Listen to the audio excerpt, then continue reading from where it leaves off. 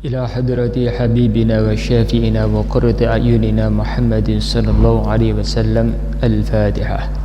أعوذ بالله من الشيطان الرجيم. بسم الله الرحمن الرحيم.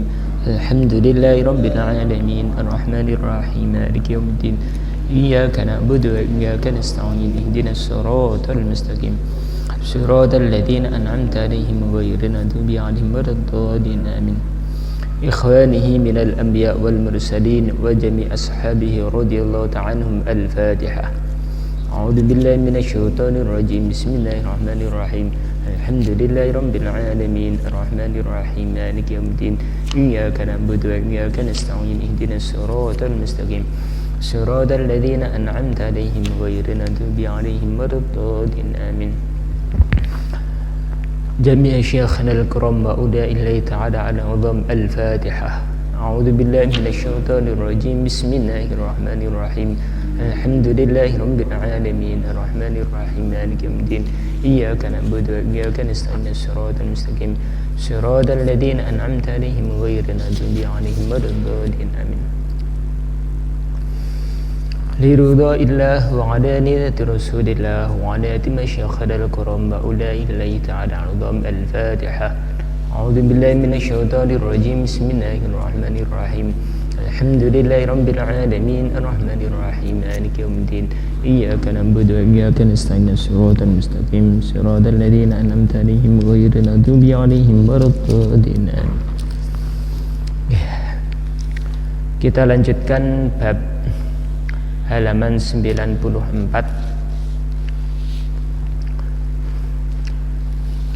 penyakit yang merusak manusia.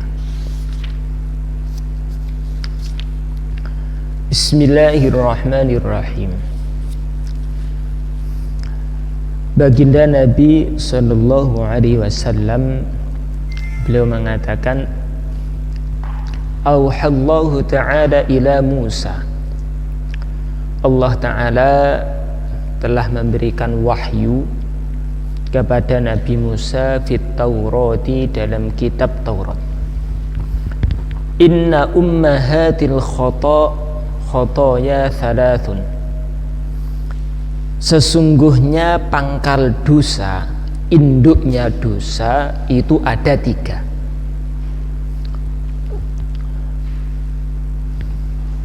Al-kibru wal hasadu wal harsu. Sombong, hasud dan tamak. Fanasa amin hasittatun fasirna litis'ah. Dosa 3 tersebut berkembang menjadi 9, menjadi 6, sehingga semuanya menjadi 9. 3 tersebut, dari 3 dosa itu lahirlah 6 dosa lainnya, sehingga total semuanya menjadi 6. Wal ula minas sittah asy-syab'u wan naumu war rahah wa hubbul amwal wa hubbul thana wal mahmada wa hubbur riyasah.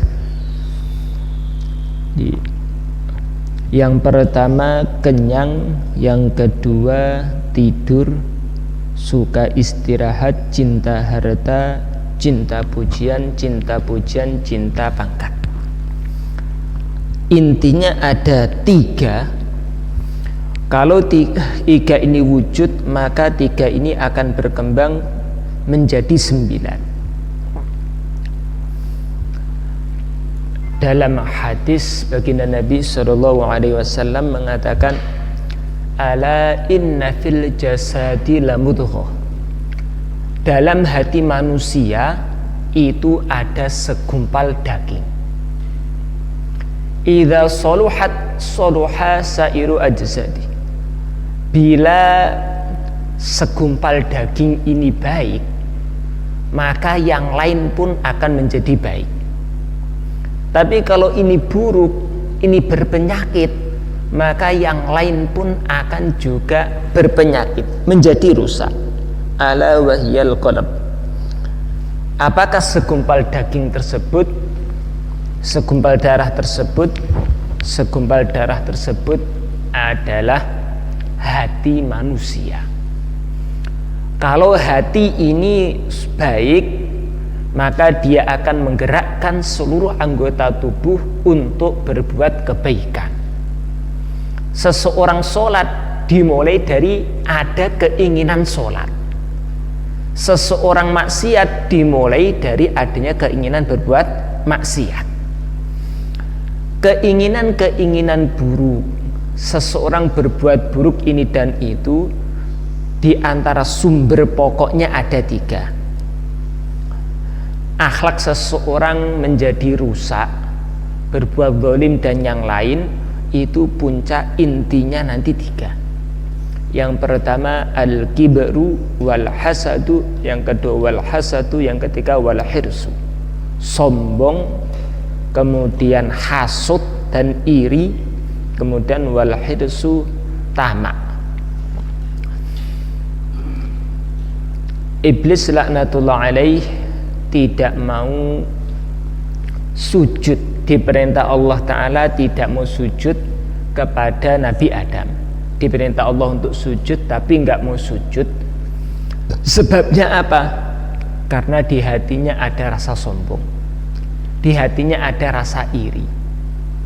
Dia mengatakan ana khairum minhu, saya ini lebih baik dari Adam. Khalaqtani min nar wa khalaqtahu min tin. Adam engkau ciptakan ya Allah dari tanah, sedangkan saya engkau ciptakan dari api. Saya ini diciptakan dari api, sedangkan Adam diciptakan dari tanah. Ya api lebih baik dari tanah, kata syaitan. Asbab kesombongan, maka dia bisa menentang perintah Allah Ta'ala. Apa itu sombong? Di antara sombong maknanya adalah merasa dirinya lebih baik daripada orang lain. Lawan dari kibar, sombong adalah tawadhu, rendah hati, rendah diri, merasa orang lain itu lebih baik daripada dia. Ketika seseorang itu ada rasa sombong di dalam hatinya, maka nanti dia akan senang disanjung. Supaya dia punya derajat tinggi, maka akan wujud hubbur riyasah, ambisi terhadap kekuasaan. Orang itu sukanya disanjung. Itu bermula karena di hatinya itu ada sifat kibr, takabur, merasa dirinya lebih baik daripada orang lain. Ketika di hatinya ada perasaan saya ini lebih baik daripada orang lain, maka nanti dia kalau diumbar lama-lama akan timbul perasaan sukanya itu dipuji, disanjung orang lain. Supaya dia nampak lebih baik dari orang lain, maka dia akan rakus untuk mendapatkan, ada ambisi yang kuat untuk mendapatkan kekuasaan, supaya dia dapat pujian untuk menampakkan kalau dirinya lebih baik daripada orang lain. Imam Sanusi rahmatullah alaih dalam kitab Syarah Syuro belum menjelaskan sifat para malaikat dan sifatnya syaitan jauh berbeda. Kalau para malaikat, dia memandang kekurangan diri sendiri, memandang kelebihan Nabi Adam. Walaupun saya para malaikat ini ibadahnya sudah jauh lebih lama daripada Nabi Adam, tapi para malaikat punya kekurangan, tidak punya ilmu yang dimiliki oleh Nabi Adam.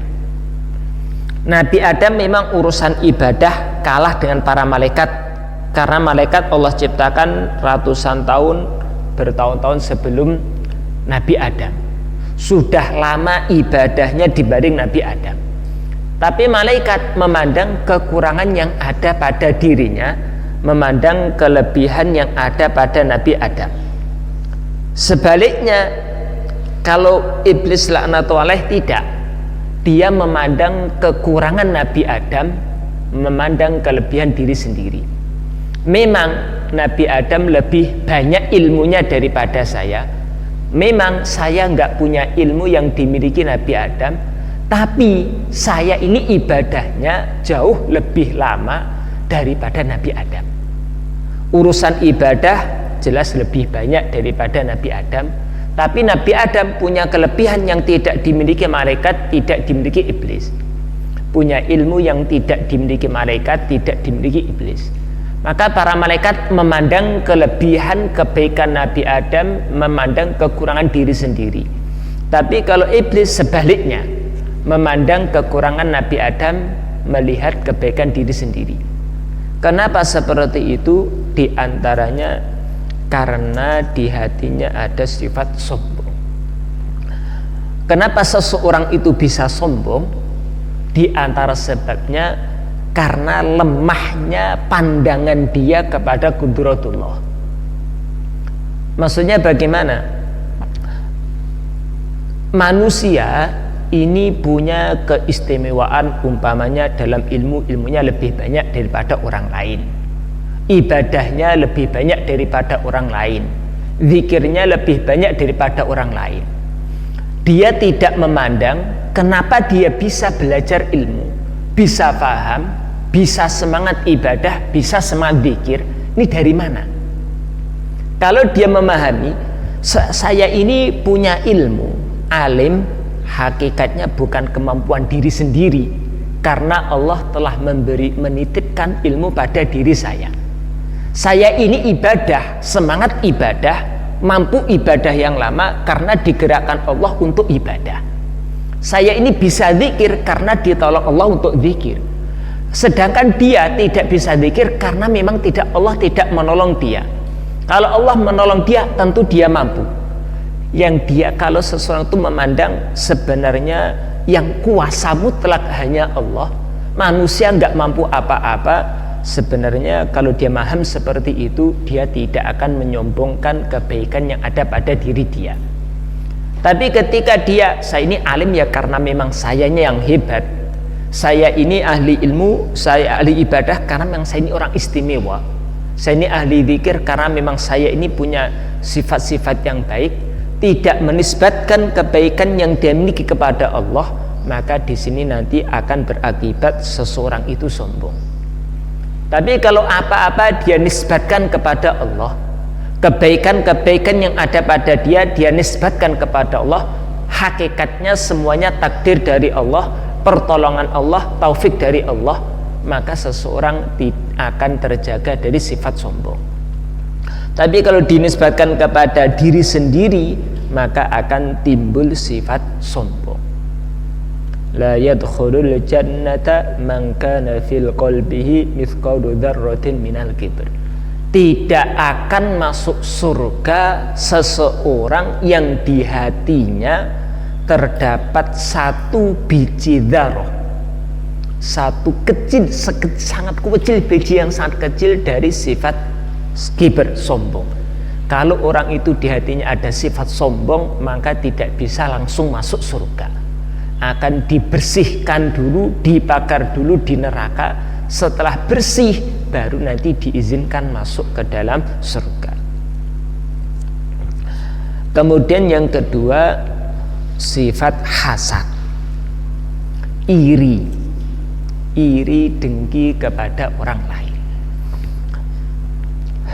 Ketika seseorang itu hasad, iri kepada orang lain, urusan jabatan, urusan pangkat, urusan ini dan itu, maka kelama-kelamaan dia akan timbul cinta kepada harta dan cinta serba kesenangan. Cinta kepada harta, cinta kepada jabatan dan yang lain. Hisib, kenapa si fulan seperti itu, saya kok tidak? Saya ini sama-sama kuliahnya bareng, kenapa dia lulus, saya kok tidak? Saya ini belajarnya sama-sama sungguhnya, dia kok paham, saya kok enggak? Saya ini sama-sama bersusah payah seperti dia, kenapa dia dapat jabatan tinggi, saya tidak? Saya ini lebih awal daripada dia, kenapa dia dikasih pangkat lebih tinggi daripada saya, lebih tinggi daripada saya? Timbul sifat hasad. Kalau ini nanti diikuti, tidak segera dihentikan, lama-lama akan timbul sifat cinta kepada dunia. Karena yang dia irikan itu rata-rata urusan dunia, jabatan, pangkat, ujian, dan yang lain itu semuanya kaitan dengan dunia. Kalau diikuti, lama-lama akan timbul cinta kepada dunia. Hasad ini biasanya terjadi pada seseorang yang sama profesinya. Tukang becak, ya nanti hasad kepada tukang becak. Tukang pijet, ya hasadnya kepada tukang pijet. Kenapa dia laris, saya kok enggak? Nanti petani, ya irinya kepada petani. Kenapa tanaman dia subur, saya kok enggak? Nanti tukang ojek, ya irinya kepada tukang ojek dan yang lain. Nanti biasanya sesama profesi. Ini tidak terjadi, bukan hanya sesama ahli dunia, tetapi bisa terjadi kepada ahli agama. Sama-sama ahli agama. Seorang ulama nanti iri kepada ulama. Dulu mondoknya bareng, perasaan lebih pandai saya daripada dia, santrinya kok banyak dia daripada saya. Kenapa yang jadi imam dia bukan saya, yang jadi khotib dia bukan saya? Nanti urusan ahli zikir, ya hasadnya kepada sesama ahli zikir. Ahli dakwah, hasadnya juga sesama dengan ahli dakwah. Loh, saya ini sama-sama berjuang sejak awal, saya lebih awal daripada dia, kenapa yang jadi amir dia bukan saya? Terjadi iri. Innal hasad ta'kulul hasanat kama ta'kulun narul hatab. Hasud, iri, dengki, nggih sama. Sifat hasad ini akan menghapus kebaikan-kebaikan yang pernah dia lakukan dengan sangat cepat, seperti api membakar kayu bakar. Kayu itu kalau kayu bakar yang kering kena api, maka dalam waktu singkat akan hangus habis total. Kalau seseorang itu ada sifat hasad, maka pahala sedekah dia, pahala baca Quran, pahala zikir akan hangus gara-gara sifat hasad dia. Kebaikan-kebaikan dia akan hangus. Kalau sifat hasad itu diikuti, maka lama-kelamaan nanti dia akan membenci saudara muslim, bahkan tingkatan menzalimi, membunuh. Kisah Nabi Yusuf alaihissalam yang masyhur. Nabi Yusuf beserta saudara-saudaranya, mereka merasa saudara-saudara Nabi Yusuf, Nabi Yakub punya 2 istri. Satu istri melahirkan 2 putra, Nabi Yusuf dan Binyamin. Satu istri lagi melahirkan 10 putra, di antaranya Yahuda, yang dinisbatkan kepada orang-orang Yahudi. Yang saudara yang beda ibu, umurnya lebih tua. Mereka melihat, kelihatannya Nabi Yakub itu kok lebih cenderung hatinya kepada Nabi Yusuf. Memang hati manusia ini hanya bisa diisi dengan satu kecintaan. Pasti dari 2 perkara ada satu yang paling dia cintai. Walaupun dia punya istri dicintai semua, pasti ada satu yang paling dia cintai. Punya 2 kendaraan, pasti ada satu yang paling dia cintai. Hati manusia ini tidak bisa mencintai 2 perkara dengan seimbang, nggak ada. Pasti ada satu yang paling dia cintai.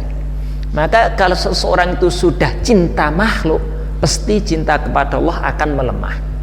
Kalau sudah kuat cinta dunia, pasti cinta akhirat akan melemah. Begitu juga dalam hal apapun, nanti manusia ini nggak akan bisa mencintai 2 perkara secara seimbang. Saudara-saudara Nabi Yusuf melihat sikap ayahnya Nabi Yakub, kok seolah-olah lebih cinta kepada Nabi Yusuf daripada yang lain. Padahal Nabi Yusuf ini paling lebih muda daripada saudara yang lain. Kami ini lebih tua, lebih banyak jasanya, banyak pengorbanan untuk ayah. Kenapa yang dicintai kok mereka bukan kami? Maka timbullah rasa hasad, iri kepada Nabi Yusuf. Sifat iri ini nggak di stop, dibiarkan terus. Akibatnya apa? Timbul keinginan untuk membenci kepada Nabi Yusuf. Timbul keinginan membenci nggak dihentikan, diteruskan terus sampai tingkatan bagaimana Nabi Yusuf ini diusir dari rumah. Sampai mereka ada musyawarah sebagian usul, gimana ini supaya Nabi Yusuf ini pergi dari rumah kita, sehingga yang dicintai itu bukan Yusuf tapi kita. Maka sebagian mereka usul sudah dibuang saja, sebagian usul dibunuh saja. Punya singkat cerita diputuskan sudah jangan dibunuh, ini masih saudara kita, sudah buang saja ke sumur, nanti kalau ada musafir lewat biar diambil. Yang penting mereka Yusuf itu keluar dari keluarga kita, sehingga tidak ada yang bersaingan dengan kita, nggak ada saingan dengan kita. Nah, itu bermula dari sifat hasad, dari sifat iri. Dari mana wujudnya sifat hasad? Kenapa seseorang itu ada hasad kepada orang lain? Di antaranya karena lemahnya keyakinan dia terhadap takdir. Rezeki itu yang menentukan adalah Allah Ta'ala. Yang mengangkat derajat seseorang itu Allah Ta'ala. Yang mentakdirkan seseorang dicintai itu juga Allah Ta'ala. Kalau seseorang itu pandangan kepada takdir lemah, maka akan banyak sakit hati. Tapi kalau orang itu pandangan kepada takdir itu kuat, maka tidak akan ada sifat iri. Hatinya akan bertambah rojak kepada Allah Ta'ala. Kalau melihat tetangganya hartanya banyak, kalau dagang laris, ketika dia memandang yang menjadikan laris itu adalah Allah Ta'ala. Sama-sama buka tokonya, mungkin toko si A lebih awal bukanya, si B baru buka tapi lebih laris. Ketika dia memandang yang menjadikan laris itu adalah Allah Ta'ala, dia tidak akan iri. Ketika dia pengen laris, bukan iri, bukan dengan cara nutup bagaimana tetangganya kukut, tetapi yang difikirkan adalah bagaimana Allah Ta'ala melancarkan, melariskan toko saya. Seorang petani, tetangganya sama-sama bertaninya, kemudian punya si A sering dipupuk malah banyak hamanya. Yang punya tetangganya jarang dipupuk malah subur. Ketika dia pandangan kepada takdir lemah, maka dia ada memandang kenapa tetangga saya kok lebih subur daripada saya. Timbul iri, timbul dengki. Tapi ketika pandangan kepada takdir kuat, yang menjadikan subur adalah Allah Ta'ala, maka dia akan tambah doa merengek-rengek kepada Allah Ta'ala. Maka iman kepada takdir harus dipupuk sedalam-dalamnya untuk mengobati sifat hasad, sifat hasud, iri dan dengki. Kalau ini nanti dibiarkan timbul cinta dunia, banyak keburukan-keburukan yang akan wujud dari sifat hasad. Termasuk ya diantaranya Abu Jahal dan yang lain itu dulu tidak mau beriman bukan karena mereka tidak tahu kebenaran baginda Nabi. Mereka tuh tahu kebenaran Nabi. Maka di hadits sahabah Abu Jahal itu mengatakan, dulu kita tuh berlomba-lomba antara sukunya Abu Jahal dan sukunya Nabi Bani Hashim itu berlomba-lomba kebaikan, menjamu tamu orang yang haji, nggak mau kalah urusan kebaikan, berlomba-lomba. Setelah setingkat bisa disaingi, setiap Bani Hashim punya kebaikan yang mengakibatkan hati orang-orang takzim kepada mereka. Nanti sukunya Abu Jahal nggak mau kalah, buat kebaikan untuk menyainginya, sehingga derajat itu, pangkat kemasyhuran itu senantiasa beriringan. Maka ketika sudah seiringan, tiba-tiba dari Bani Hashim baginda Nabi diangkat menjadi Rasul. Nah, kalau ini kan nggak bisa disaingi, maka mereka iri. Loh, kalau seperti itu kami nggak bisa bersaing. kalah, ya sudah kalau gitu mereka nggak mau beriman kepada baginda Nabi. Orang-orang Yahudi mereka nggak mau beriman kepada Nabi bukan karena mereka tidak tahu akan kebenaran Nabi, tidak. Tetapi mereka tidak mau beriman kepada Nabi alasannya satu, ya iri. Kenapa Nabi akhir zaman itu dari Bani Ismail bukan dari Bani Ishak? Nabi Ibrahim alaihissalam punya 2 istri, punya 2 putra, yang keduanya punya jasa besar dalam agama. Nabi Ibrahim beserta Nabi Ismail merenovasi Ka'bah. Kemudian bagian Nabi Ibrahim dengan putranya Nabi Ishak membuat Masjidil Aqsa di Palestina. Kedua masjid ini masjid yang bersejarah sampai sekarang, punya fadilah khusus sampai sekarang. Setelah Nabi Ibrahim meninggal, yang menjadi nabi Nabi Ismail, Nabi Ishak banyak menjadi kedua-duanya menjadi nabi. Nabi Ismail meninggal, tidak ada nabi diangkat dari Bani Ismail. Semuanya dari anak cucunya Nabi Ishak. Setiap generasi Nabi Ishak sampai ribuan anbiya itu diangkat dari anak cucu Nabi Ishak, dari Bani Israel, dari orang-orang Yahudi. Nah, ketika mulai zaman Nabi Musa alaihissalam, zaman Nabi Isa, itu sudah ada penjelasan nanti akan ada Nabi akhir zaman. Akan ada Nabi akhir zaman, cirinya seperti ini, seperti ini, seperti ini, sangat gamblang sekali. Mereka pun menunggu-nunggu. Orang-orang Yahudi itu sebelum bagi Nabi diutus, mereka menunggu-nunggu kapan ini datang Nabi akhir zaman. Kalau mereka perang, di antara doanya itu, ya Allah, tolonglah kami dengan keberkahan Nabi akhir zaman. Mereka berharap, ya Allah, kapan datangnya Nabi akhir zaman? Nanti kalau Nabi akhir zaman datang, oh, kami akan beriman, kami akan membela, setia dengan mereka. Setelah dapat kabar baginda Nabi bukan dari Bani Ishak, Bani Ismail, maka mereka nggak terima. Kenapa Nabi akhir zaman kok dari Bani Ismail bukan dari Bani Ishak? Mereka nggak terima. Akhirnya mereka tidak mau beriman dengan baginda Nabi. Nah, ketika di hati ada sifat hasad, akan menolak kebaikan-kebaikan yang sudah nyata benarnya. Jadi antara cara mengobati tadi dengan memperkuat keyakinan terhadap takdir. Iman kepada takdirnya itu dikuatkan agar hati terjaga dari sifat hasad.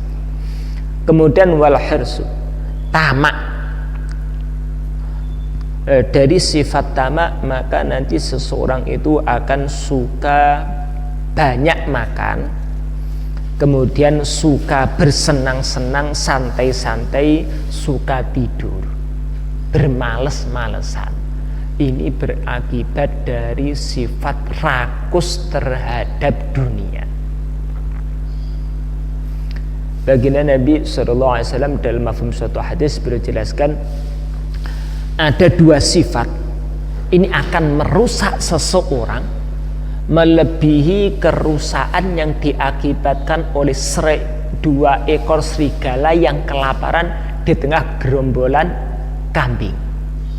Serigala yang sudah lapar dilepas di gerombolan kambing, akan banyak kambing mati. Ada 2 sifat, kalau sifat ini ada pada hati seseorang akan merusak kebaikan-kebaikan seseorang. Apa itu? Hubbur riyasah wa hubbul jah. Cinta kepada pangkat, cinta kepada wibawa. Pengen punya wibawa di hadapan manusia, pengen punya jabatan lebih di hadapan manusia. Sifat ini nanti akan merusak kebaikan seseorang. Akan banyak keburukan-keburukan yang akan wujud gara-gara sifat ini. Dari mana wujudnya hubbur riyasah, cinta pangkat, kemudian cinta wibawa? Di antara penyebabnya adalah rakus terhadap dunia. Dunia itu dari kata-kata dunu yang artinya dekat. Suka dengan kenikmatan-kenikmatan yang jabatan-jabatan yang bersifat sementara di dunia ini. Ketika seseorang itu hatinya rakus terhadap dunia, tomak kepada dunia, maka nanti akan timbul cinta, suka wibawa, suka jabatan di hadapan manusia. Nah, kalau ini nggak segera diobati, maka nanti keburukan-keburukan juga akan wujud di dalam hati. Dia mendapatkan wibawa, berani berbohong. Dia mendapatkan jabatan, segala cara dia akan usahakan. Gara-gara rakus terhadap dunia. Lah bagaimana mengobatinya? Di antaranya perlu dikokohkan cinta kepada akhirat. Korbankan dunia demi akhirat.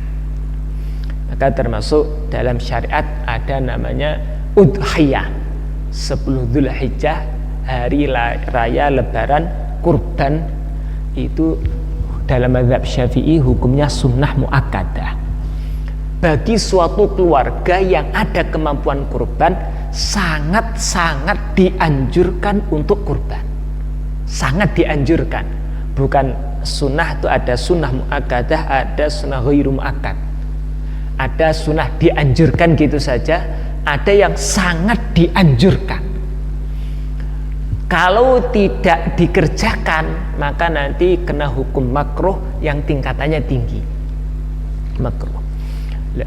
Dalam Idul Adha, udhiyah, kurban itu menyembelih binatang kurban, mengeluarkan kambing, menyerahkan kambing, disembelih untuk dagingnya diinfakkan, dihadiahkan kepada saudara muslim, termasuk salah satu cara mengobati hati dari cinta terhadap dunia. Dunia, cinta kepada dunia ini untuk menghilangi bukan dengan melampiaskan nafsu kepada dunia. Sudahlah, saya tak mengumpulkan dunia sebanyak-banyaknya, nanti kalau sudah puas saya tinggalkan, tinggal tawajuh kepada akhirat. Supaya saya ini tidak timbul cinta, sibuk ngejar dunia lagi, saya tak rasakan dulu seperti apa dunia. Setelah nanti saya bosan dengan dunia, maka saya akan tawajuh cinta akhirat. Oh tidak. Ketika seseorang itu mencicipi dunia sedikit, maka lama-kelamaan dia akan ketagihan terhadap dunia. Kalau seseorang itu nafsunya dibiarkan menikmati dunia, bukan nanti puas kemudian gak cinta dunia, tidak. Justru ketika seseorang itu telah mencicipi kenikmatan dunia, akan timbul rasa rakus, ketagihan untuk mendapatkan kenikmatan dunia. Dulu Syekh Muzari itu, Kiai Muzari cerita pada kami. Wallah.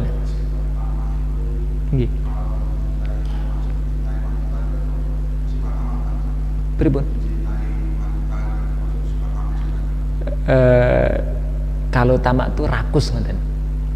Rakus itu bukan sekedar cinta harta, tapi pingin menambah-nambah terus gitu.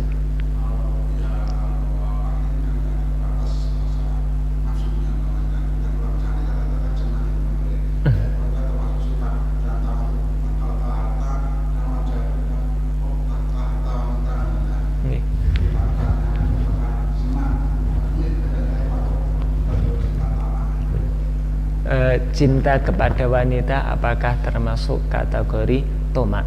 Tomak itu melebihi cinta kepada dunia. Itu kan ada cinta dunia, ada tamak kepada dunia. Ini tingkatannya di atasnya lagi. Di atasnya lagi. Bukan sekedar cinta, sangat mencintai dan ingin menambah-nambah terus gitu. Tapi manusia ini sebenarnya, laki-laki itu kalau cinta kepada wanita sebenarnya nggak ada batasnya sebenarnya, cuman kemampuan yang terbatas. Sebenarnya walaupun sudah tua, keinginan tuh ada, cuman kemampuannya yang sudah nggak ada.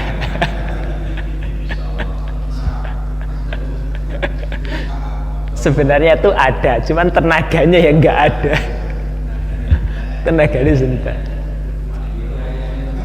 Buktinya apa? Ketika melihat gambar-gambar foto wanita cantik itu terasa kelezatan tersendiri. Sebenarnya ada keinginan, cuman tenaganya itu mau maju mau nambah nggak berani katanya.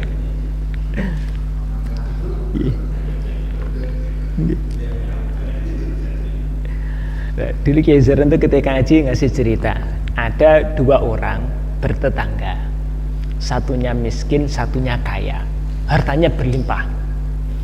Tapi si kaya ini lihat tetangganya yang miskin tuh kok enak sekali dia ya. Tidur kelihatan nyenyak. Malam hari jam 8 lampu matikan tidur. Makan sambal, pecel, tempe kok rasa nikmat, satu bungkus nambah satu bungkus. Minum cuman kopi enak. Saya ini ayam ada. Hidup tuh rasanya cuapek.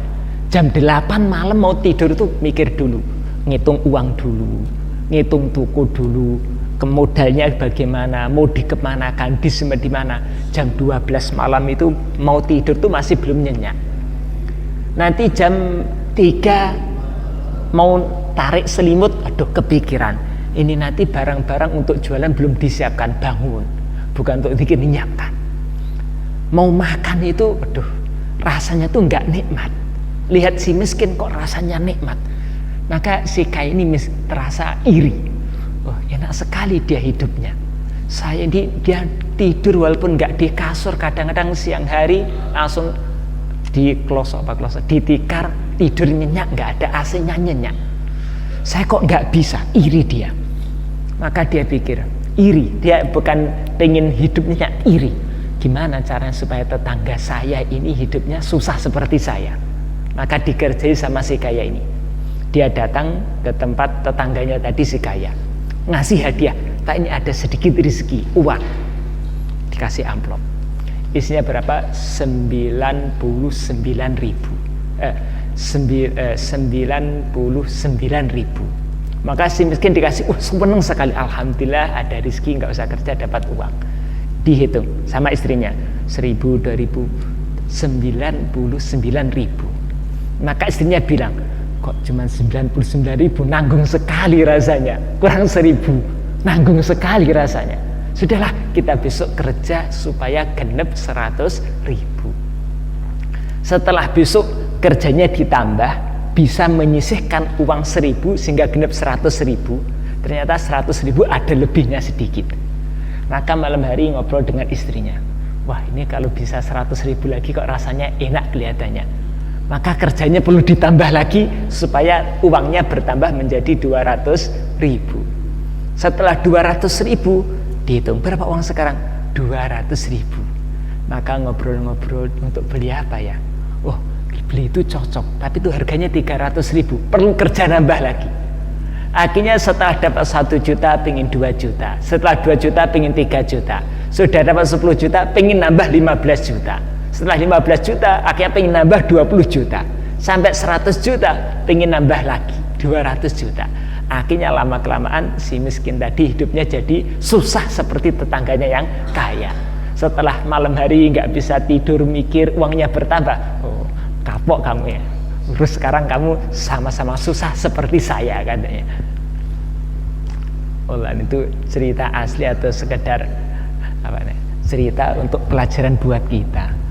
Kita di hati itu kadang-kadang sudah dapat uang berapa? 3.400.000, kok nanggung sekali, tinggal 100 genep 3,5. Akhirnya mikir bagaimana bisa genep 3,5. Nanti sudah dapat 9,5 juta, nanggung sekali, tinggal 500. Bagaimana genep 10 juta? Akhirnya tenaga, pemikiran, istirahat dikurangi gara-gara pengen menambah. Itulah ketika ada tamak terhadap dunia. Tamak terhadap dunia itu bukan untuk mengobati, bukan dikasih harta yang banyak kemudian sembuh, tidak. Justru ketika dikasih banyak akan tambah pengen banyak lagi. Maka dalam hadis itu Nabi ngasih nasihat, andaikan manusia dikasih 1 lembah emas, tentu dia akan pingin lembah yang kedua.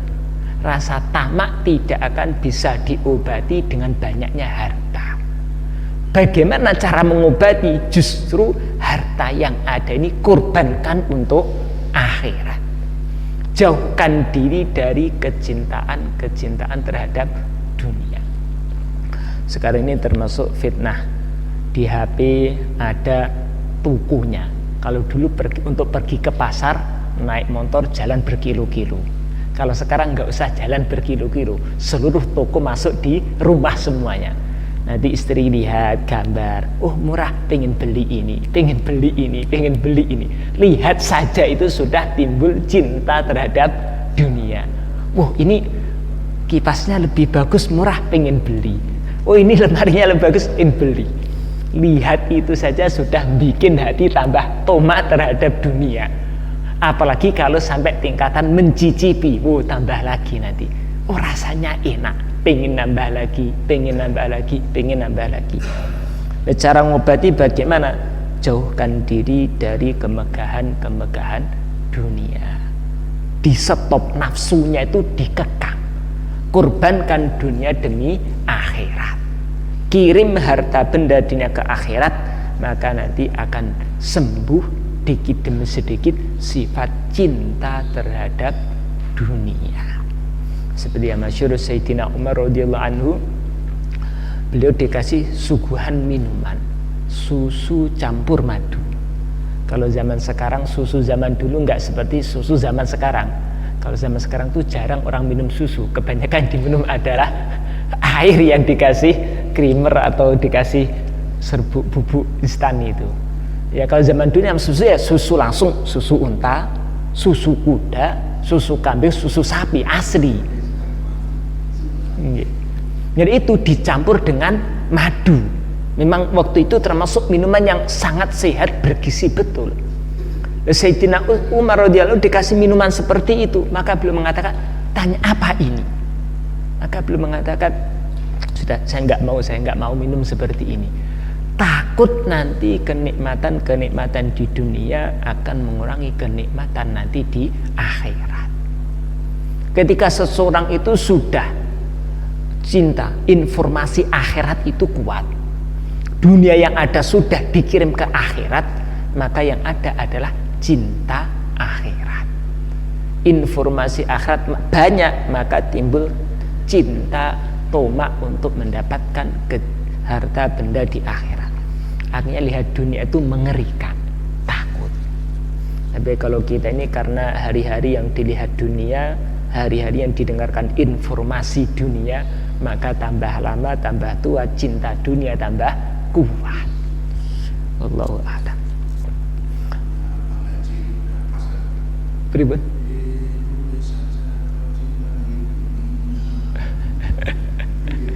Sinten nama Irama?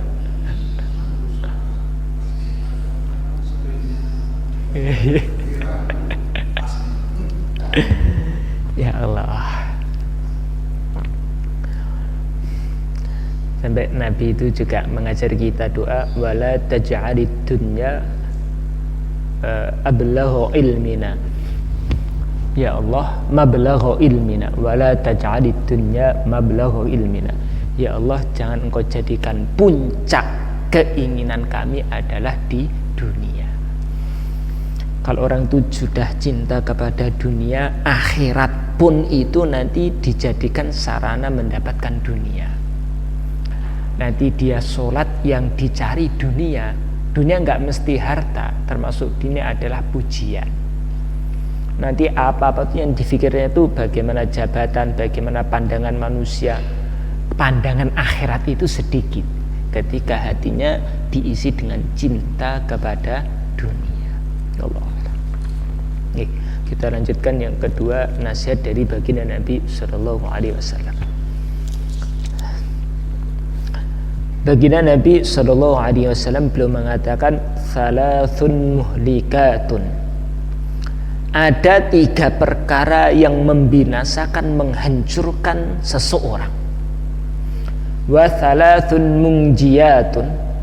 Ada 3 perkara yang akan menyelamatkan seseorang. Wa thalathun kaffaratun. Kemudian ada 3 perkara yang akan menghapus dosa bagi pelakunya. Ada sifat-sifat, ada amalan-amalan. Kalau 3 ini, sifat ini ada pada diri seseorang, maka akan dihancurkan di agamanya.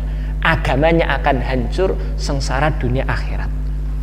Kemudian ada 3 perkara, kalau 3 ini ada diri seseorang, maka nanti dia akan selamat dari musibah-musibah, khususnya nanti di Pakistan, Yaman, manapun tidak akan terasa asing kitab yang namanya kitab Ihya Ulumuddin. Kitab itu dikarang beliau masih hidup, sudah dijadikan kurikulum di seluruh pesantren, saking barokahnya. Di awalnya beliau cerita tentang amalan, tata cara sholat, tata cara ibadah, muamalah yang benar. Di akhir-akhirnya itu beliau cerita tentang muhlikat dan munjiat, sifat-sifat yang akan menghancurkan seseorang, sifat-sifat yang akan menyelamatkan seseorang. Kita ini sibuk ibadah, sibuk dakwah, banyak kurban, banyak sedekah. Tapi kalau nanti muhlikat, sifat-sifat yang akan menghancurkan diri ini nggak kita obati, nggak kita bersihkan dalam hati, maka amalan yang kita lakukan akan hangus semuanya.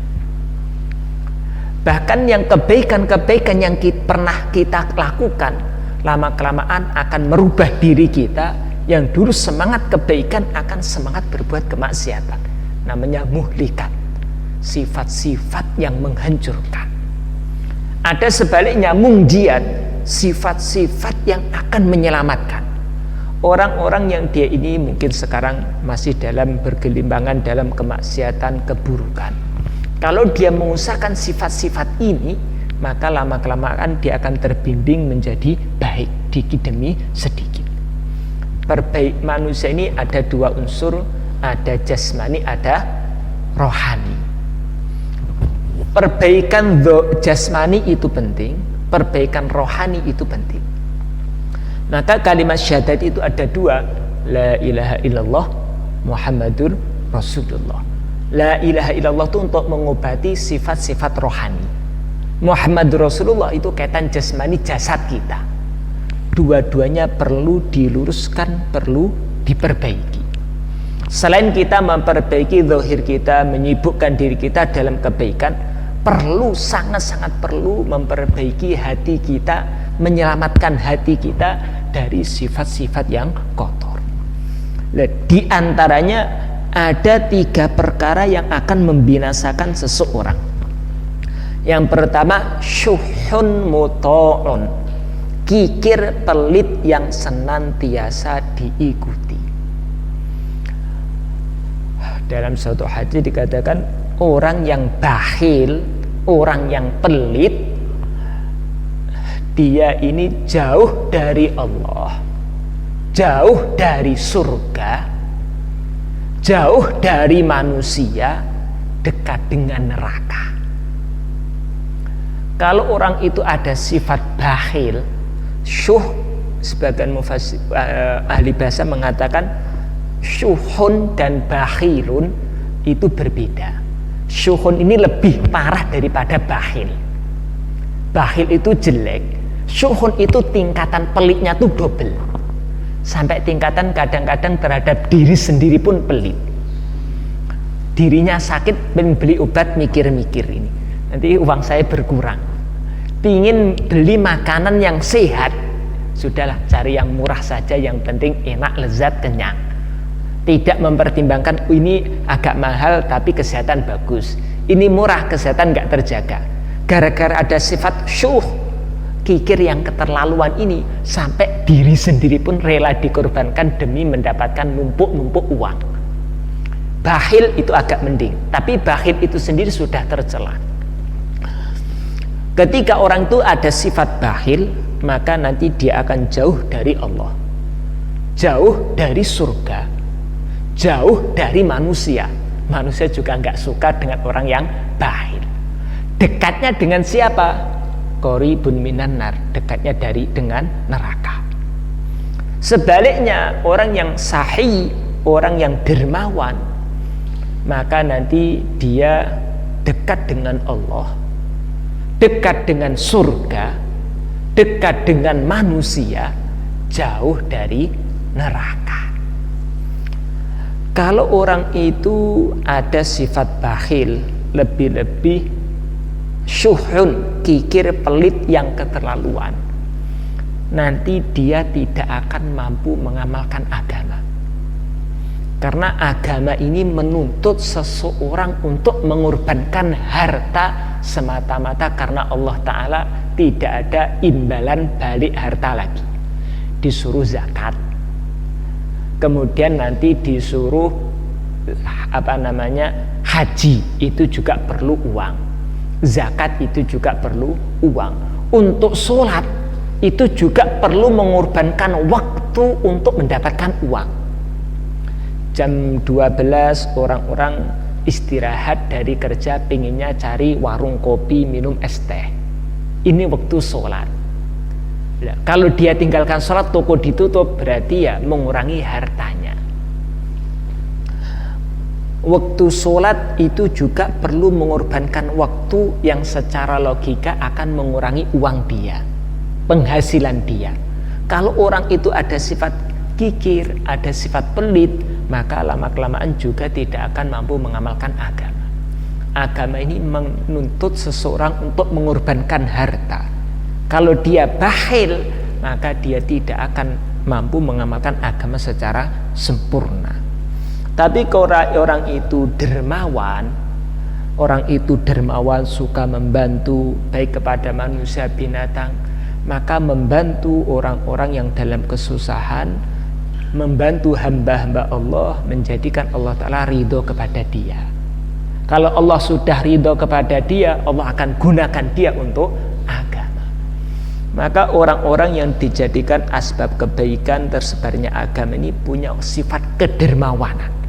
Orang yang dia ini pelit, maka tidak akan dijadikan sebagai asbab kebaikan.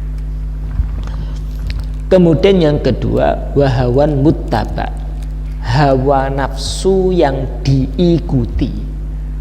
Keinginan nafsu kok dituruti, sedangkan nafsu itu innan nafsala ammarratum bis-su. Hawa nafsu itu cenderung memerintahkan bisu terhadap keburukan. Nah, kalau orang itu apa yang diinginkan nafsu kok diikuti terus, lama-lama akan diseret ke dalam jurang neraka.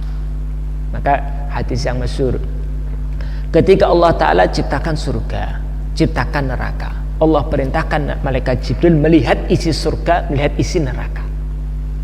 Lihat isi surga, ya Allah, andaikan hamba manusia itu, hamba tahu surga, tidak ada ceritanya manusia yang nggak masuk surga, pasti masuk surga semuanya.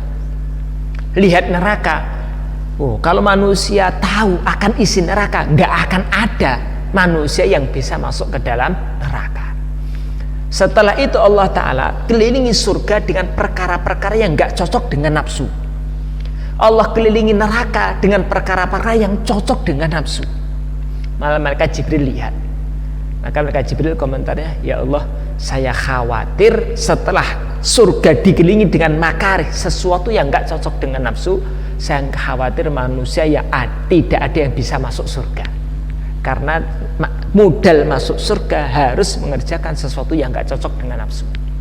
Lihat neraka yang dikelilingi dengan syahwat nafsu, khawatir jangan-jangan nanti gak ada manusia selamat dari neraka gara-gara terjebak oleh tipuan hawa nafsu.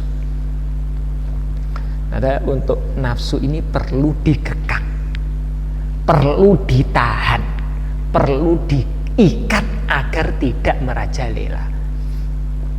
Wan nafsu katifli ing tuhmilhu subba ala hubbir radha wa ing taftimhu yang fatimi. Nafsu itu seperti bayi. Bayi itu kalau sudah waktunya disapih, segera disapih, akan berhenti dari menyusu menetek ibunya. Tapi kalau nggak disapih sampai 3 tahun pun nanti masih nyusu pada ibunya. Begitu juga nafsu. Nafsu itu kalau nggak kita paksa, maka akan merajalela, sulit untuk dikendalikan.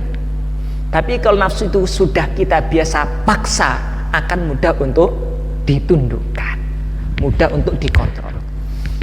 Sayyidina Umar radhiyallahu anhu, kisah yang masyhur, beliau ketika menjadi khalifah ada membuat rehab, membangun suatu merehab Ka'bah. Maka para sahabat itu gotong royong merehab Ka'bah. Waktu itu ada Abu Sufyan, di mana Abu Sufyan itu dulu ketika jahiliyah termasuk seorang tokoh di kalangan Quraisy. Sebelum Islam, Sayyidina Umar itu jabatannya itu di bawah Abu Sufyan. Setelah Sayyidina Umar menjadi khalifah, ketika pembangunan rehab Ka'bah, Sayyidina Umar ngatur. Termasuk Abu Sufyan pun oleh Sayyidina Umar disuruh-suruh, Abu Sufyan kamu angkat ini, kamu angkat ini. Maka nafsu itu datang membisiki, oh Umar, memang kamu tuh hebat betul, kamu itu kamu tuh hebat betul. Lihat itu Abu Sufyan, dulu dia ini tokoh Quraisy saja bisa kamu suruh-suruh taat tunduk pada kamu, memang kamu paling top betul katanya. Maka Sayyidina Umar tahu, oh ini bisikan nafsu, ini nafsu pengen mengajak saya menyombongkan diri. Maka Sayyidina Umar langsung naik ke mimbar, orang-orang dikumpulkan, ayo kumpul, istimewa, kumpul. Maka Sayyidina Umar khutbahnya apa? Wahai sahabat-sahabat, kawan-kawan, itu saya ini Umar, saya masih ingat betul, ayah saya itu keras, karakter sifatnya tuh tegas betul, keras betul. Saya tuh dulu sering sama ayah saya suruh gembala kambing, gembala unta. Nanti kalau saya keliru, saya dipukuli nggak karuan. Saya dulu Masya Allah orang yang hina betul, saya dulu gara-gara salah sedikit dipukuli habis-habisan sama ayah saya. Setelah itu turun dari mimbar. Maka orang-orang tuh bingung, ini apa ini maksud Sayyidina Umar ini? Kita suruh kumpul, suruh dengarkan cerita dulu dia ketika masih jahiliyah, ketika masih kecil. Maka seorang tuh tanya, ya Amirul Mukminin, ini apa maksudnya ini? Kok kita suruh kumpul, kamu khutbah, isi khutbah cuma cerita, nggak ada nasihatnya sama sekali. Maka Sayyidina Umar mengatakan, tadi itu datang nafsu menggoda saya, memuji-muji diri saya sendiri. Maka saya tidak ingin dikendalikan oleh nafsu. Maka saya naik tadi untuk memaksa nafsu, untuk mengalahkan nafsu saya yang mengajak saya sombong. Saya caci maki nafsu saya. Sayyidina Umar itu punya karakter yang tegas betul. Pokoknya kalau nafsunya pingin A, malah dia lari ke B. Pingin ke barat, diajak lari ke timur. Sangat tegas. Sampai sebagian itu mengatakan, itu kalau suatu lorong, Sayyidina Umar, ini setan lewat dari sini, kemudian Sayyidina Umar lewat dari sini, maka setan itu daripada papasan dengan Sayyidina Umar, mendingan cari jalan yang lain katanya. Saking tegasnya Sayyidina Umar. Kayak sebagian ulama itu termasuk raja katanya, untuk supaya rumah kita dijaga dari keburukan setan dan yang itu ditulis, termasuk kaligrafinya itu Umar Al-Faruq katanya. Itu termasuk raja supaya dijaga dari keburukan-keburukan.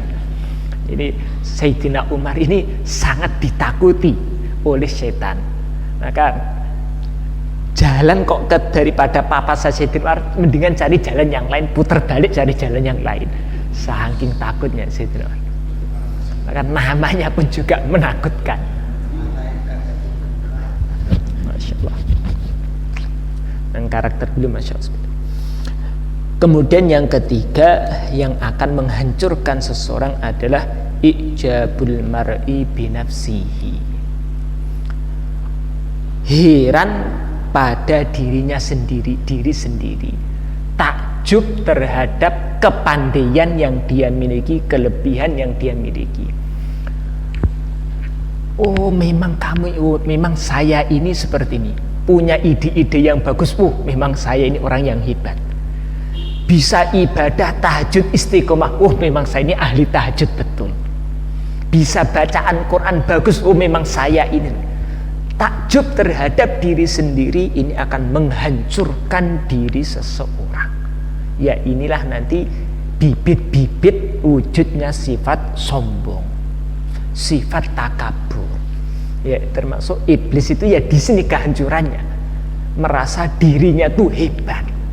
Nah kalau orang itu sudah merasa dirinya hebat, walaupun urusan agama hancur, dia akan hancur, mudah akan diselewengkan oleh syaitan. Kayak seperti di awal tadi, untuk menjaga diri dari ijabul mar'i binafsih, bagaimana? Di antara caranya adalah menguatkan yakin terhadap kudratullah. Segala sesuatu itu semua yang hakikatnya dikendalikan oleh Allah Ta'ala. Seseorang taat karena dikendalikan Allah Ta'ala, ditakdirkan Allah, ditolong Allah menjadi orang yang taat. Seseorang itu bisa istiqomah dalam dakwah ya karena memang ditolong Allah Ta'ala bisa istiqomah dalam dakwah. Seseorang itu bisa rajin ibadah ya karena diberi taufik Allah Ta'ala untuk rajin ibadah. Dulu Syekh Muzir Romo Yefatah itu ngasih nasihat, nikmat agama ini datang dengan cepat, hilang dengan cepat kalau nggak hati-hati. Pesantren yang dalam sejarah kita lihat banyak kebaikan-kebaikan itu nanti kalau nggak dijaga betul diri kita, sifat kita, hati kita nggak dijaga betul, maka dengan waktu sekejap nikmat agama itu mudah dicabut oleh Allah Ta'ala. Banyak tempat-tempat yang dulu pusat kebaikan tiba-tiba lenyap, dan itu kadang-kadang tidak jangka yang lama, dalam waktu yang singkat bisa-bisa lenyap total. Di antara sebabnya apa? Di antara sebabnya karena dia ada ijab, merasa dirinya tuh orang yang hebat. Kak Romo Yifatah tuh sering ngasih nasihat kepada kami, kalau kalian dalam ilmu khususnya, dalam ilmu, dalam dakwah, jangan sekali-kali merasa ini ilmu saya. Rasakan ini adalah ilmu guru saya. Ini ilmu guru saya. Ini dakwah ini hebat bukan karena saya, karena dakwah ini saya meneruskan perjuangan guru-guru saya. Jangan menisbatkan kebaikan kepada diri kita. Kalau seperti ini nanti barokah itu akan terputus. Kalau sudah terputus, dalam waktu singkat akan hilang semuanya. Maka dulu cerita yang kami terima dari guru-guru kami, Romo Y. Mahmud almarhum itu ketika mondok di Kerten temannya Mbah Imam Ghazali. Kiai Ghazali itu termasuk ulama yang suka ngetes santrinya. Maka suatu ketika Romo Y. Mahmud yang itu masih santri dipanggil. Kata Kiai Ghazali, nanti kalau orang-orang pada nyembah kamu bagaimana? Bingung beliau tuh, orang-orang nyembah saya itu apa maksudnya? Tapi beliau paham, Kiai Ghazali ini, Mbah Ghazali ini sukanya ngetes muridnya. Jadi kalau saya salah jawaban, ya berarti dapat doa keburukan. Kalau nanti bisa jawaban tepat, dapat doa kebaikan. Maka Kiai Mahmud waktu itu bilang, nanti kalau orang-orang pada nyembah saya, sebenarnya mereka bukan nyembah saya, nyembah jenengan katanya. Karena kebaikan yang saya miliki itu hakikatnya punya jenengan. Maka waktu itu Kiai Ghazali mengatakan, kalau seperti itu kamu akan ngaji terus sampai mati. Maka beliau bingung, ngaji terus sampai mati, masa mondok terus sampai mati? Masih bingung. Akhirnya setelah pulang tuh baru terasa, pulang bisa buat pesantren, datang para santri baru paham, ternyata ini maksudnya, dikasih ilmu yang barokah sehingga ngajar terus. Orang tuh kalau ngajar ya tentu dia akan belajar membaca kitabnya, mutolaah, ngulangi lagi. Akhirnya terus sampai mati bisa belajar ilmu dan menyampaikan ilmu.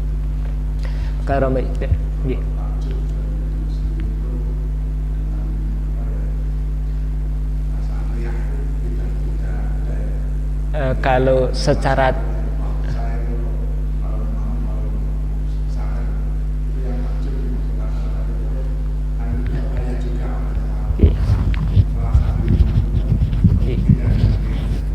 kalau riya itu beramal supaya dilihat orang lain. Itu nanti bisa jadi imbas dari takjub. Kalau takjub ini nggak ada orang tahu atau tidak, tetap dia akan takjub. Dia sholat tengah malam sendiri, nggak ada yang lihat. Yang lain pada tidur. Kalau ada takjub, memang saya ini orang yang istimewa. Teman-teman tidur, saya tahajud sendiri. Itu namanya takjub. Saya ini lebih baik daripada kawan-kawan. Lihat, yang lain pada tidur, saya tahajud istiqomah. Nggak ada. Merasa dirinya tuh orang yang hebat. Gitu. Tapi kalau riya, beda. Riya nanti kalau ada sholat khusyuk betul, supaya dikatakan orang yang sholatnya tuh jos. Tapi nanti kalau nggak ada orang, tidur. tahajudnya ketika ada orang, nggak ada orang nggak tahajud. Nggih, ben dilem. Nggih. Riya, sum'ah, kalau riya itu supaya dilihat, kalau sum'ah supaya dipuji, didengar kebaikan dia oleh orang lain. Tapi kalau ijabul mar'i ini merasa dirinya, menganggap dirinya itu orang yang istimewa. Dia sendiri itu takjub terhadap diri sendiri. Masya Allah, saya ini walaupun orang baru tapi dakwahnya paling istiqomah. Yang lama-lama 2,5 jam sudah melempem, saya sendiri yang masih istiqomah. Nah itu namanya ijabul mar'i binafsi.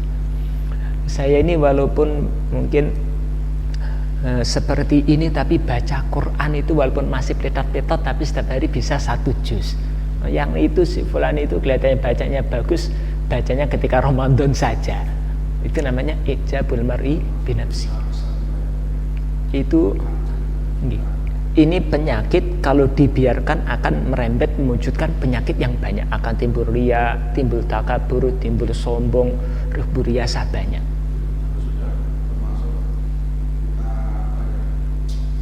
Dianggap dosa. Apakah termasuk dosa besar apa tidak, saya belum tahqiq, karena memang ada dosa besar, ada dosa kecil. Tapi yang jelas ini suatu penyakit yang jelek. Apakah dosa besar atau tidak, saya belum tahu. Tapi yang jelas ini kalau dibiarkan akan berkembang mewujudkan berbagai macam penyakit yang dianggap sebagai suatu dosa juga. Nanti dari ijabul mar'i binafsi, ta'ajub ini akan timbul sifat sombong. Sombong itu juga sifat yang sangat tercela. Wallahu a'lam. Maka untuk mengobati hati dari sifat-sifat yang kotor ini bagaimana? Ya diantaranya menguatkan iman, yakin kepada qudratullah, kepada takdir. Sering hati itu dicuci dengan bacaan-bacaan Al-Quran, dicuci dengan kalimat-kalimat zikir. Di kalimat zikir itu nanti akan membersihkan hati. Hati itu jadi kinclong. Kalau cermin itu kotor, kita ngaca wajah kita yang bersih akan tampak kotor juga, karena cerminnya yang kotor. Tapi kalau cermin itu kita bersihkan, maka yang bersih tampak bersih, yang buruk tampak buruk. Nah, kalau hati itu bersih, kebaikan akan nampak baik, keburukan akan nampak buruk. Oh ini sombong, terasa ini nggak boleh, ini berarti. Oh ini membanggakan diri sendiri, oh ini nggak boleh. Ketika hatinya itu bersinar, cerminnya bersih, akan bisa membedakan. Ketika mau sholat pengen timbul riya, oh ini nggak boleh, ini riya, ini terasa, ini nampak kotor, ini penyakit, ini akhirnya dia tahan, dicuci, dibersihkan. Tapi kalau hati itu kotor,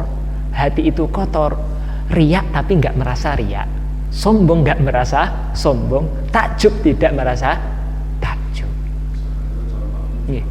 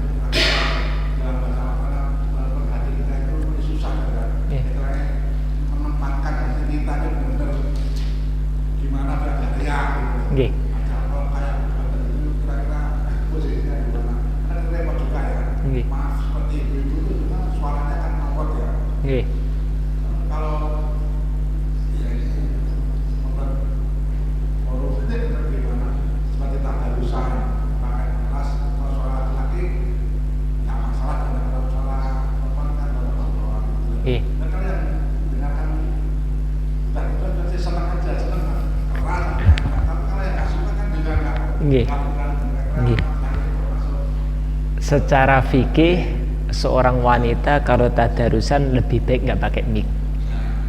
Kalau laki-laki pakai mic bagaimana? yang penting niatnya dijaga. Memang kita yang namanya manusia ini ujiannya itu setiap detik, maka setiap saat kita juga harus mengkondisikan hati. Maka kalau dalam dakwah, sebelum beramal meluruskan niat, tengah-tengah amal koreksi niat, habis amal dicek kembali. Memang kita dengan setan ini bukan sehari sekali, setiap saat ini kita ini bermusuhan, digoda oleh setan. Maka ya tidak bisa cukup sekali, nggak cukup, memang harus senantiasa ditata lagi. Nanti sudah lurus, timbul was-was bisikan buruk, diluruskan lagi.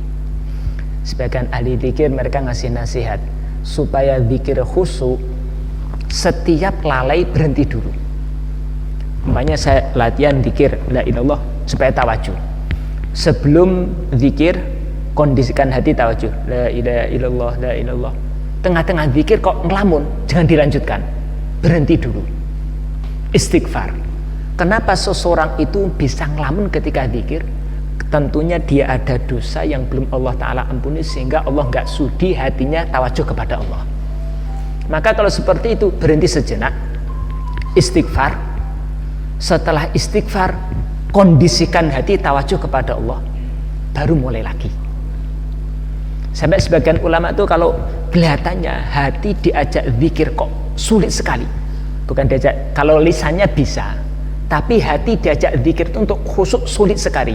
Baru satu kata dua kata sudah ngelamun lagi, baru satu kata dua kata sudah ngelamun lagi. Berhenti dulu, hati ditata, kondisikan, istighfar dulu, astagfirullah, astagfirullah, menyesali dosa-dosa, rasakan saya ini pasti banyak dosa, sehingga Allah tidak sudi hati saya menghadap kepada Allah Ta'ala.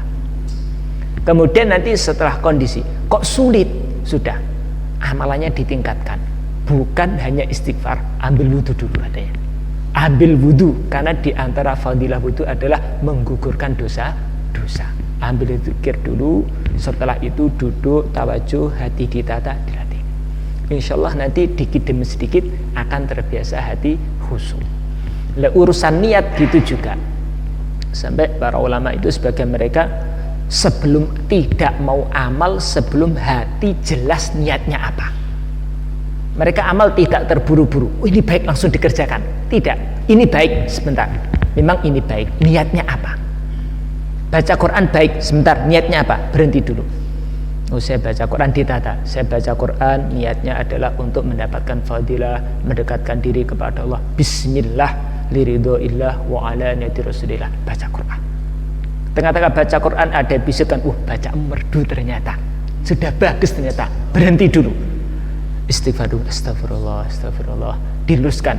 Saya bisa baca Quran, hakikatnya pertolongan dari Allah, taufik dari Allah Ta'ala. Diluruskan lagi, ya Allah saya baca Quran murni untuk mencari ridho illah, lanjut lagi. Ya memang kita setiap saat itu hati ini, kata Imam Ghazali, seperti medan perang. Pasukannya syaitan nafsu, bala tentaranya, kemudian sebelah lagi pasukannya para malaikat, bisikan-bisikan kebaikan. Tergantung kalau ini karena medan perang, kita yang bagian memenangkan, mau ikut bisikan syaitan atau bisikan malaikat. Setiap saat seperti itu. Semoga Allah Ta'ala beri kita taufik untuk mengamalkannya. Istirahat sebentar, insyaallah. Ngunjuk kopi-kopi sekedap, nopo teh riyen sekedap, monggo.